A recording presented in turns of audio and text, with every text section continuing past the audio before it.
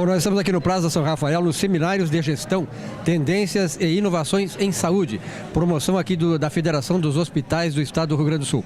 E aqui do meu lado o Dr. Marcelo Alves Alvarenga, que é médico, conferencista e gerente médico do Escritório de Experiência do Paciente do Hospital Sírio-Libanês. Doutor, parabéns pela palestra, eu ouvi atentamente sua palestra aqui, mas eu gostaria que o senhor nos dissesse assim a respeito desta relação, dessa experiência do paciente como diferencial estratégico no modelo de saúde dos hospitais. Primeiro eu quero agradecer, foi um prazer estar aqui com vocês nesse evento e poder discutir sobre esse tema. A experiência do paciente é um tema muito complexo e muito abrangente, né? Ele envolve questões aí de tudo que o paciente tem de experiência com as instituições, os procedimentos, os processos e os profissionais que ele tem no seu cuidado. E o conjunto dessas percepções é o que vai gerar uma experiência positiva ou não. O principal componente da experiência, sem dúvida nenhuma, é a questão da segurança, né? Mas a gente tem que citar, como nós falamos aqui na apresentação, que outros aspectos estão sendo também trazidos, que entre eles, por exemplo, como o paciente se relaciona com os profissionais, como é a comunicação e a relação interpessoal com os profissionais de saúde e como que o paciente ele é envolvido como protagonista no seu tratamento. A combinação dessas questões é o que vai gerar a experiência. Hoje a gente consegue avaliar aí numa questão de saúde que as instituições têm evoluído no tema segurança, mas no tema cuidado centrado no paciente, né, como envolver o paciente nas decisões, como educar esse paciente, como acolher as suas necessidades, os seus desejos. Isso é uma coisa ainda que a gente tem muito que avançar e tem maneiras de se medir e maneiras estruturadas de avançar nisso. O que a gente tentou trazer aqui para todo mundo numa grande pauta é como é que isso tem sido visto aí mundialmente e como é que a gente pode se organizar como sociedade brasileira para olhar isso numa órbita maior. Com relação à questão da experiência, existem várias maneiras de você medir a experiência, né? Perguntando para o paciente o que ele acha, o que ele achou da experiência que ele teve com você em cada passo da jornada do seu cuidado. E quando a gente fala jornada, isso pode ser num ambiente ambulatorial ou no ambiente hospitalar.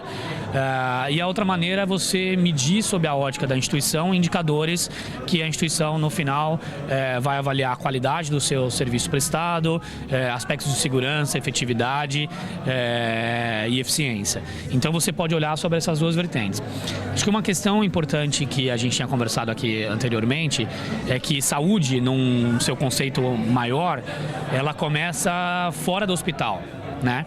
Saúde, a gente fala sobre a questão populacional de saúde, assim, como é que a gente promove saúde, como é que a gente tem uma situação preventiva. Saúde, ela está relacionada a questões de trabalho, a questões de saúde mental, emocional, física, e uma parte da saúde a gente cuida dentro de um ambiente hospitalar, né? Doutor, o hospital ainda é tratado, por exemplo, por muitas pessoas como um trampolim para a morte, quando na verdade ele deveria ser uma oportunidade de recuperar a vida saudável. Se a gente for olhar o que os hospitais eles se propõem a fazer, na verdade isso é um conceito completamente errôneo, né? O hospital ele tem diversos tipos de paciente. Ele tem os pacientes que agudamente estão ali por conta de uma intercorrência, então, sei lá, sofreram um acidente, tem uma pneumonia, tem uma coisa que ele precisa de um ambiente hospitalar para ser o seu cuidado mais eficiente, mas ele também atende, obviamente, pacientes com doenças crônicas, né? Que nos seus períodos de agudização. Então, vou dar um exemplo da minha especialidade. Um paciente que tem diabetes, ele vai para um hospital tratar uma complicação, mas o objetivo dele não é ficar dentro de um hospital, é ir embora para casa dele. Então, o hospital ele tem que ser o recurso tecnológico e o recurso de tratamento, onde a gente possa fazer procedimentos de alta complexidade, ambientes de terapia intensiva, ambientes de emergência, mas a saúde que nós estamos falando e que nós precisamos investir é uma saúde fora do hospital. É uma saúde pública, é uma saúde fora do ambiente hospitalar, no que diz respeito a unidades básicas de saúde, médico de família, equipes aí de saúde da família. Então, uma parte da saúde ela é hoje tratada dentro do hospital e é uma pequena parte. O que a gente tem que investir é como que a gente vê isso fora, antes do paciente chegar lá e visando a gente não levar o paciente para um hospital, né? Quer dizer, a gente só vai usar o hospital quando obrigatoriamente precisamos de tecnologia e um ambiente para dar aquele tratamento para ele. Mas não é um ambiente de morte, com certeza. Tá certo. Doutor, para encerrar, nós poderíamos ficar aqui uma tarde inteira conversando pelo conhecimento dessa complexidade que o doutor traz aqui em relação à relação paciente e hospital. Mas hoje eu tenho visto, assim, tenho lido muito, sobretudo em revistas americanas, o crescimento da importância da questão da espiritualidade na cura dos pacientes. Como é que o senhor vê a questão da espiritualidade nesse complexo de saúde? Isso é importantíssimo. Na verdade, por muitos anos nós negligenciamos esse tema, né? Como céticos e achando que só devemos considerar questões científicas e técnicas, mas acho que nós estamos evoluindo para um momento em que a gente tem condições de mapear os outros aspectos do tratamento do paciente, como as próprias terapias complementares e cuidados aí com espiritualidade. A questão é que a ciência, ela acredita no que é comprovado, né? Então a gente está... E a fé é no que não se vê. Exatamente. Então é uma questão de que você tem que trazer esse componente da espiritualidade com certeza para o âmbito do cuidado do paciente e o que ele acredita, o que é melhor para ele, né? Isso com certeza, eu acredito que isso tem impacto direto na sua recuperação e agora a gente tem a ajuda aí da ciência nos comprovando que cada vez mais isso é importante, entre outras coisas, né? Doutor, parabéns, uma palestra maravilhosa, sucesso cada vez mais para o amigo. Obrigado. Bom, uma das lideranças médicas, sobretudo na área de administração, está aqui conosco o Dr. Alceu Alves da Silva, nosso conhecido aqui no Rio Grande do Sul, superintendente executivo do Sistema Mãe de Deus. Dr. Alceu, o Sistema de Saúde Mãe de Deus promoveu nos últimos tempos uma série de reformulações. A que se chegou a isso? Bom, fundamentalmente nós estamos aí redefinindo o nosso posicionamento estratégico, né? E certamente todas as medidas que o hospital tem tomado e todos os novos projetos, eles estão fundamentalmente enquadrados dentro do contexto epidemiológico de Porto Alegre e do Rio Grande do Sul. Na verdade, nós vamos moldando os nossos serviços de acordo com as necessidades de saúde da população gaúcha. E para vocês, qual é a importância deste seminário promovido pela FEUSOL? Bom, nós entendemos este seminário e todas as ações que trazem o conhecimento, que trazem as novidades do mercado, que buscam as grandes tendências e se discute muito hoje a questão da inovação, sempre isso é fundamental. E particularmente este evento, nós discutimos isso dentro da FEUSUL.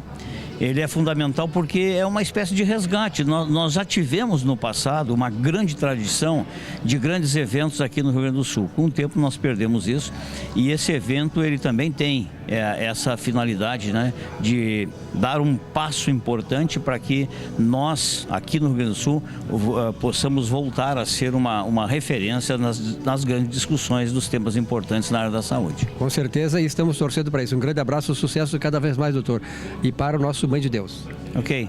Eu agradeço a oportunidade e agradeço também em nome do Hospital Mãe de Deus.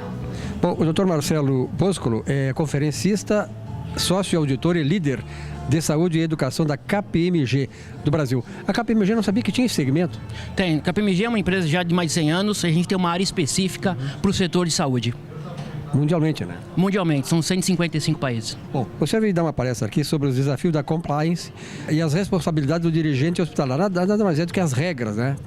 Sim, são as regras para cumprir a questão de governança corporativa, que muito se fala da questão de como gerir um hospital, e o hospital ele tem que ser viável do ponto de vista econômico, financeiro, senão ele não tem sustentabilidade. Então o que eu vou falar é como fazer uma gestão gerenciando o risco para que o hospital tenha perenidade. Essa preocupação dos senhores com os hospitais, com a saúde financeira dos hospitais, é o que faltou, digamos, para o Estado brasileiro. Hoje o senhor sabe que o Estado está quebrado, exatamente por isso, né? Então, a saída dos hospitais, a sustentabilidade, de certa maneira, ela se enraiza nessa questão.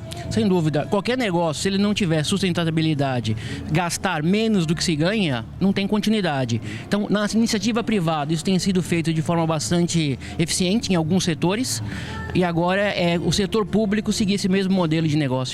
E entrar no setor público no Brasil, sobretudo quando se fala em gestão, é complicado. É bastante complicado. Eu acho que o principal desafio é ter continuidade. Então o governo ele vai, troca ministérios, troca ministros, que tem que ter um plano de governo de médio e longo prazo para que quem entre assuma um compromisso de continuar algo que já está implementado para daqui 1, 5, 10 anos. Um abraço, parabéns, doutor. Obrigado, igualmente. Bom, presente também aqui nesse evento da FEUSUL, o doutor Antônio Quinto Neto. Aliás, ele está lançando esse livro, Estética da Acreditação.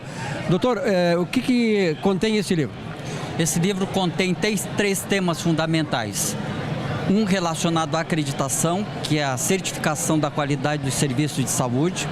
O segundo é em relação à segurança do paciente, os cuidados que se deve ter para evitar ou reduzir a possibilidade de incidentes assistenciais.